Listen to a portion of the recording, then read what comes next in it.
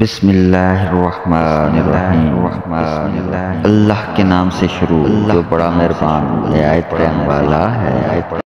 تنگ ہو کے سونے کی بات مت کرو، اگر نیند آئے گی تو اس طرح سوئیں گے، مجھے جگانے کے لیے لوگ روئیں گے۔ خوف ہے اگلے مرحلوں کا بھی، موت کا آخری مصیبت ہے۔ دھیان کوئی نہیں دیتا دھڑکتے دلوں پر، اعلان 3 بار بڑے غور سے سنایا جاتا ہے۔ قبر کی اندرونی خوبصورتی کے لیے محنت کرو، ورنہ گھر والے تو باہر سے ماربل لگوا کر بھول جائیں گے۔ نہ جانے کون سی شہرت پر انسان کو ناز ہے، جو آخری غسل کے لیے بھی محتاج ہے۔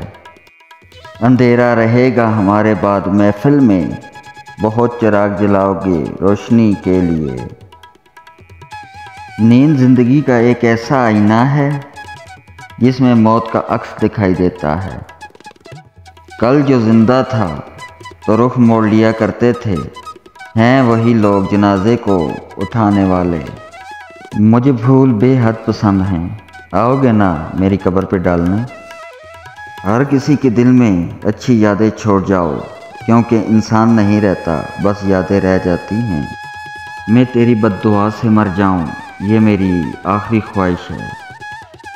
ہر لمحہ ہے رواں موت کی طرف، چھوٹی چھوٹی باتوں میں خواہشوں کو تلاش کیا کر۔ کبھی دیکھو گی کفن کا گرہ کھول کر میرا چہرہ، بند ہوں گی وہ آنکھیں جنہیں تم روز رلایا کرتی تھی۔ ایک روشن دماغ تھا نہ رہا، شہر میں ایک چراغ تھا نہ رہا۔ قبرستان میں اکیلے جانے میں ڈر لگتا ہے، کیا ہوگا جب راتیں وہیں گزریں۔ کیا خوب تیری پسند تھی اے فرشتے، تو نے پھول ہی وہ چنا جو سارے گلشن کو ویراں کر گیا۔